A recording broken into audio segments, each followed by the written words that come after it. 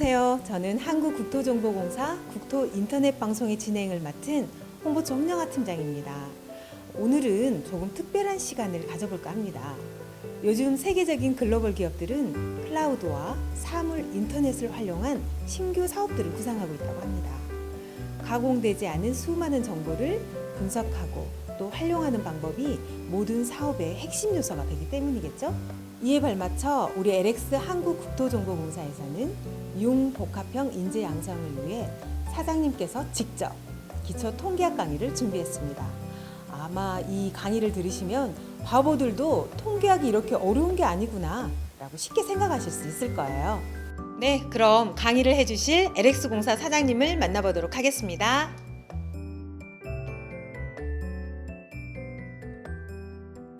오늘 귀한 시간을 내주셨는데 간단한 소개 부탁드리겠습니다. 국토 인터넷 방송국 시청자 여러분 안녕하십니까?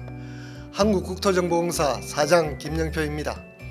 2015년 지난해 6월 4일에 우리 공사는 대한지적공사에서 한국국토정보공사로 이름을 바꾸고 새롭게 출발을 했습니다. 이에 따라 정보공사 직원으로서 빅데이터 분석에 관한 기초 소양을 갖추도록 하기 위해서 우리 공사는 지난해부터 모든 임직원에게 통계학을 집중적으로 교육시키고 있습니다. 뿐만 아니라 우리 공사는 2015년 신입직원 공채부터 시험 과목에 기초 통계학을 필수 과목으로 신설했습니다. 앞으로 제가 약 20회에 걸쳐서 기초 통계학에 관한 간단한 이론 설명과 함께 우리 공사 홈페이지에 게시되어 있는 100문제에 대한 풀이를 해드리겠습니다. 네, 사장님 이번 강의가 통계바보 LX CEO잖아요. 네. 정말 바보들도 이해할 수 있도록 통계학을 쉽게 강의 부탁드리겠습니다. 예, 그렇게 하도록 하겠습니다.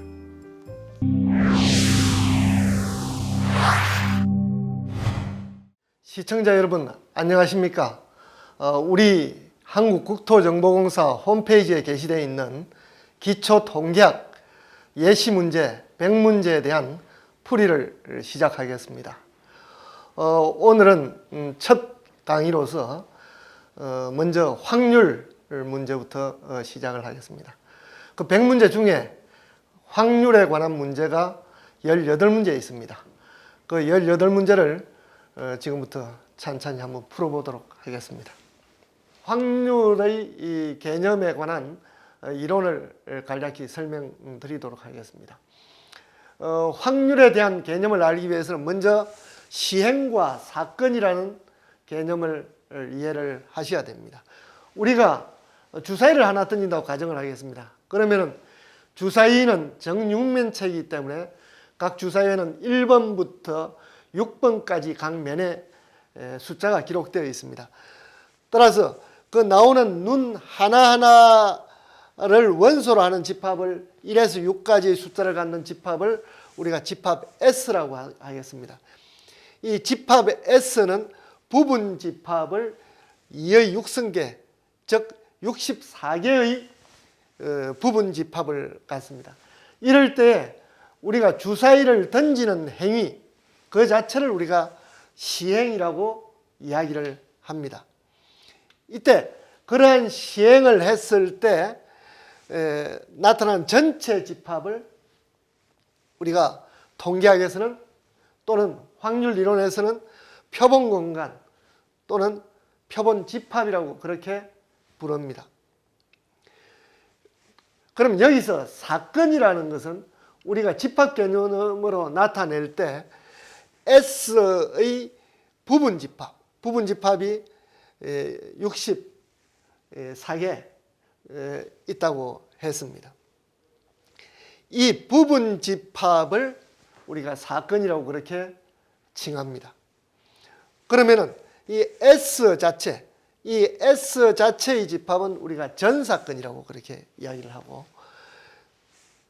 이 공집합을 우리가 공사건이라 그렇게 이야기를 합니다. 자, 그러면은 합사건과 곱사건에 대해서 한번 알아보도록 하겠습니다.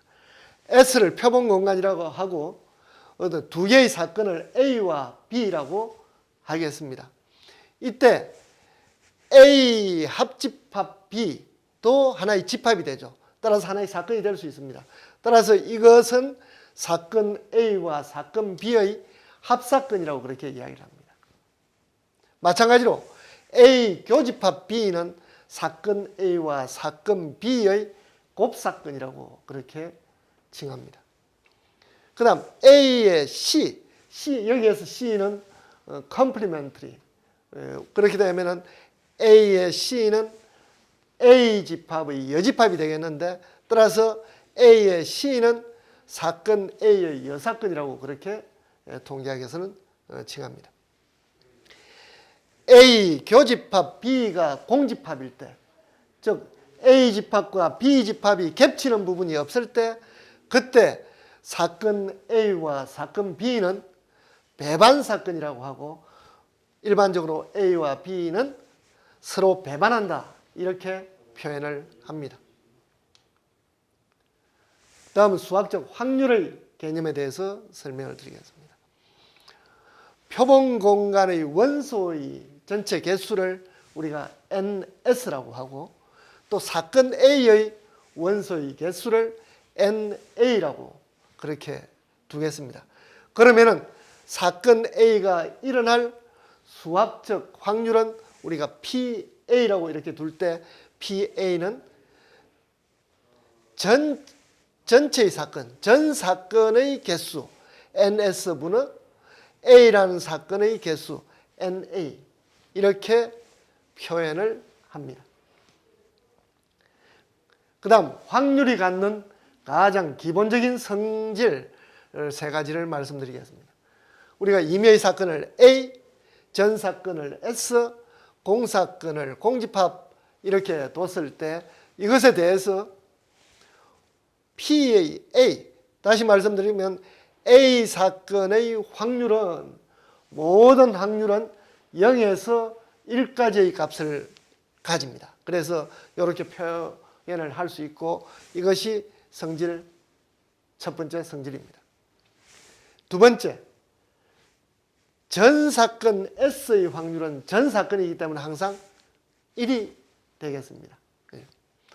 그 다음 공사건의 확률은 0이 되겠죠. 일어나지 않았으니까 0이 되겠습니다. 따라서 확률의 기본 성질하면 이 세 가지를 의미합니다. 확률에는 덧셈 정리도 있고 곱셈 정리도 있습니다. 먼저 덧셈 정리에 대해서 한번 살펴보도록 하겠습니다. 여러분들 A의 합집합 B는 A 집합 플러스 B 집합 마이너스 A의 그 교집합 B를 빼준 것과 같다는 거 알고 계실 것입니다. 바로 벤 다이어그램 그리면은 간단하게 알 수 있습니다. 따라서 확률의 덧셈 정리는 A 합집합 B의, 다시 말씀드리면 A와 B의 합사건의 확률은 A라는 사건의 확률과 B라는 사건의 확률에서 이 교집합 곱사건의 확률을 빼준 것이 됩니다. 이것이 바로 덧셈 정리입니다. 그런데 조금 전에 배반 사건일 경우에는 A와 B의 곱사건의 확률은 0이 된다고 이야기를 했습니다. 따라서 이 부분을 제외를 시키면은 배반 사건의 덧셈 정리는 이런 형태로 나타나겠죠. 그 다음 여사건의 확률입니다.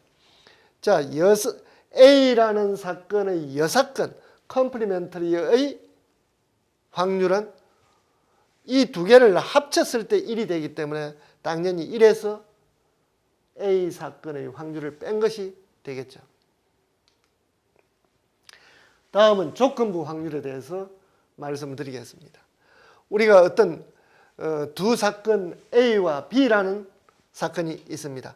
이때 단 A라는 사건도 반드시 일어나고 B라는 사건도 반드시 일어난다.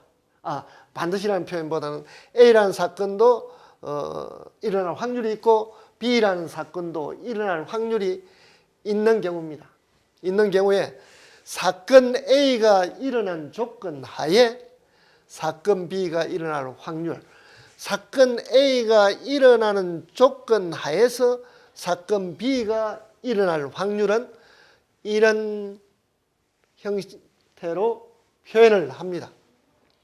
그러면은 이런 바로 조건부 확률, 사건 A가 일어난 조건 하에서 사건 B가 일어날 확률은 사건 A의 확률 분의 사건 A와 사건 B의 곱사건의 확률, 이것을 우리가 이러한 공식을 조건부 확률 구하는 공식이다 이렇게 이야기를 합니다. 다음은 확률의 곱셈 정리입니다. 확률의 곱셈 정리는 조금 전 우리가 조건부 확률에서 PA 교집합 B는 바로 PB 바 A 곱하기 PA가 될 것입니다. 다시 돌아가서 볼 때 PA 교집합 B는 PA 곱하기 PBA가 되고, 또 우리가 이 자리를 A가 아닌 B로 서로 바꿨을 때는 A일 때는 A, B일 때는 B 이렇게 됩니다. 이것을 우리가 확률의 곱셈 정리다 이렇게 이야기를 합니다. 자, 그런데 만약 A 사건과 B 사건이 서로 독립적일 때, 독립사건일 때는 A가 일어나든지 일어나지 아니하든지 A가 일어나는 조건 하에서 이거는 A와는 상관없이 항상 이것과 이것이 같은 사건을 우리가 독립사건이라고 합니다. 그러면 그것이 같지 않은 사건을 우리가 종속사건이다 이렇게 이야기를 합니다. 따라서 A와 B가 독립사건이면은 이러한 관계가 성립되기 때문에 이 자리에다가 PB를 넣어가지고 바로 이것은 이런 형태로 표현을 할 수가 있습니다. A 사건과 B 사건의 곱집합의 확률은 PA 곱하기 PB, 이렇게 독립사건일 때는 이렇게 표현이 됩니다. 그러면 지금부터 문제 풀이에 들어가겠습니다. 1번 문제입니다. 임의의 사건을 A, 전사건을 S, 공사건을 공집합이라고 할 때 확률의 기본 성질에 해당하지 않는 항목을 고르시오. 이렇습니다. 자, 모든 확률은 항상 0에서부터 1까지의 값을 가진다고 했기 때문에 1번은 기본 성질에 해당됩니다. 두 번째, 전 사건의 확률은 1이라고 말씀드렸습니다. 따라서 2번도 기본 성질에 해당됩니다. 다음 3번, 이 전사건보다 어떤 특정 사건, 임의의 사건의 확률이 더 크다. 그렇게 되면 확률값이 1보다 크다는 의미가 나오기 때문에 이거는 틀린 개념입니다. 클 수가 없죠. 4번,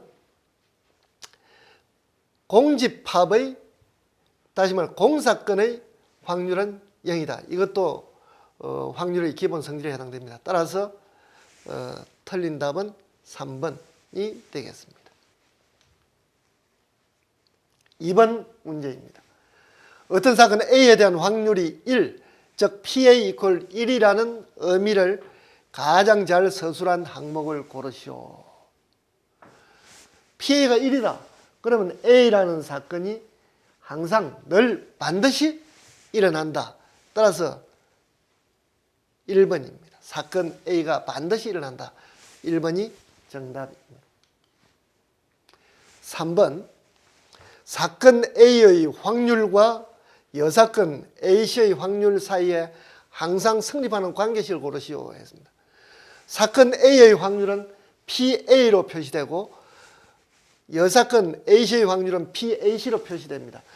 이 두 개의 확률을 곱하면 1이 돼야 됩니다. 다시 말씀드리면 이런 형태가 나옵니다. 따라서 2번 PA 플러스 PAC 이퀄 1 이것이 정답입니다. 이상으로 1강을 마치겠습니다.